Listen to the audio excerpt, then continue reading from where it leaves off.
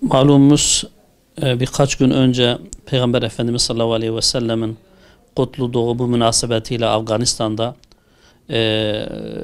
alimlerin bir araya geldiği bir programda, yani Mevlid'le ilgili bir programda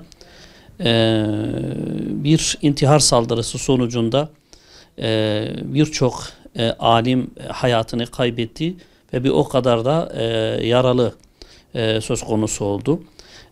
Daha bunun acısı, daha bunun şokunu üzerimizden atamamış iken hemen akabinde bugün de Pakistan'da yine bir medresenin önüne bırakılan bir bombanın patlaması sonucu aynı şekilde onlarca insanın hayatını kaybettiği, talebenin hayatını kaybettiğine maalesef şahitlik ediyoruz.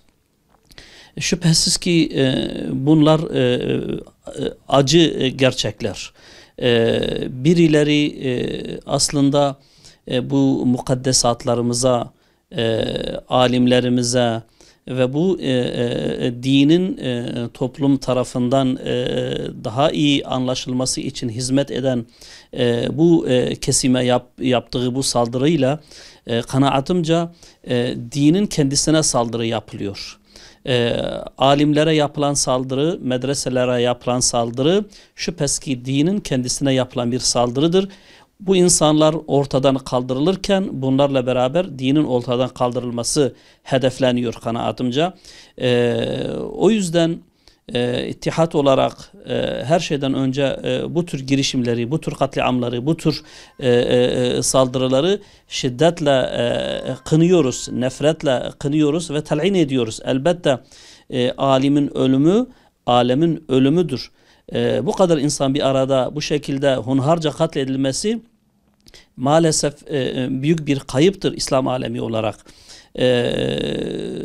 Çünkü bu insanlar bu dine hizmet ediyor. Bu dinin toplum tarafından anlaşılmasına hizmet ediyor. Kim bundan niye rahatsızlık duyuyor? Din adına, her ne adına olursa olsun bu tür saldırılar elbette ki İslam'ın kendisine yapılan saldırılardır. Bütün Müslümanların, bütün alimlerin, bu dinin sahibi olarak kendisini bilen herkesin bu tür şeni olaylara dur demesi gerekir. Karşı çıkması gerekir. Savaşlarda bile din için hizmet eden insanlar dokunulmazdır.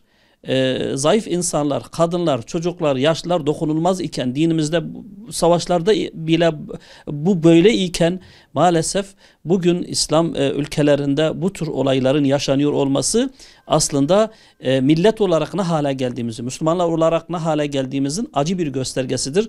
Bunlar çok acı olaylardır. Bir taraftan kadınlar, bir taraftan çocuklar, bir taraftan yaşlılar katlediliyor. Tabi diğer taraftan da alimler katlediliyor, medreseler yıkılıyor. Efendime söyleyeyim mevlid için bir araya gelen alimler aynı şekilde katlediliyor. Bu artık neredeyse artık işin son noktasıdır.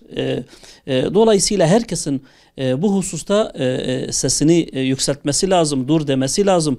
Bunu yapan insanlara mutlaka birilerinin bir şey söylemesi lazım.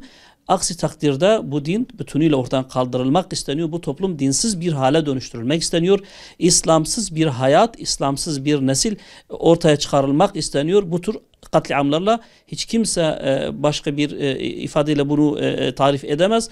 Bu acı olayları biz ittihat olarak kınıyoruz. Biz ittihat olarak diyoruz ki bunun cevabı daha çok dine sarılmak, daha çok dine hizmet etmek, daha çok Kur'an'ı anlamak, daha çok Kur'an'ı anlatmak, bu toplumu İslam'la, Kur'an'la daha çok bir araya getirmenin hizmetinde bulunmaktır. İttihat olarak biz bunu bu şekilde okuyoruz ve bir kez daha bu katliamı kınarken aynı şekilde hayatını kaybedenlere Yüce Allah'tan rahmet, yaralılara acil şifalar diliyoruz ve bütün Müslümanların başı sağ olsun diyorum. Bu olay aslında artık dinin ne kadar sahipsiz olduğunu bize gösteriyor. Toplumun, basının, kamuoyunun bu tür, yani özellikle alimlere yönelik, medreselere yönelik yapılan bu tür katliamlara karşı sesi suskun ve yani gereği kadar ses çıkarılmaması daha büyük bir acıdır. basında, yayında çok özür dileyerek söylüyorum. Bir kediye, bir köpeğe bir tekme atıldığı zaman kıyametler kopuyor. En ufak bir meseleyle ilgili olarak bir hayvana, bir ağaca yapılan bir saygısızlık günlerce haber konusu oluyor. Toplum büyük bir şeye getiriliyor. Fakat bu tür durumlarda maalesef o ses çıkmıyor. Bu da İslami hassasiyetimizin ne kadar düştüğünü gösteriyor. Zaten bunu yapanlar da bu suskunluğumuzdan, bu hassasiyete olan uzak kalışımızdan cesaret alıyor. Müslümanların sahipsizliği, alimlerin sahipsizliği, mukaddesatların sahipsizliğini gösteriyor. Bu zaten bunun cesaret vermesinin sebebi de budur. Yani bu insanlar bundan cesaret alıyor. Bugün eğer bir alim, yani İslam alimi değil de başka bir, yani dinin bir mensubuna böyle bir şey yapılıyor olsaydı, ben öyle inanıyorum ki çok daha büyük bir infial ortaya çıkardı. Biz bunu söylerken biz demiyoruz ki yani Hristiyan alimlere, efendim Yahudi alimlere yönelik böyle bir şey olsun. Dinimizde bütün ilim ehli bu manada bu tür şeylerden uzaktır. Yani savaşlarda bile bunlara el uzatılmaz. Fakat maalesef bugün söz konusu İslam olunca kimsenin sesi çıkmıyor. Gerektiği kadar bu ses çıkarılmayınca yarın öbür gün daha büyük bir katliamla, bu tür bir durumla karşılaşabiliriz diyorum. Onun için herkesin üzerine düşeni yapması lazım. Aksi takdirde bu ateş hepimizi yakacaktır.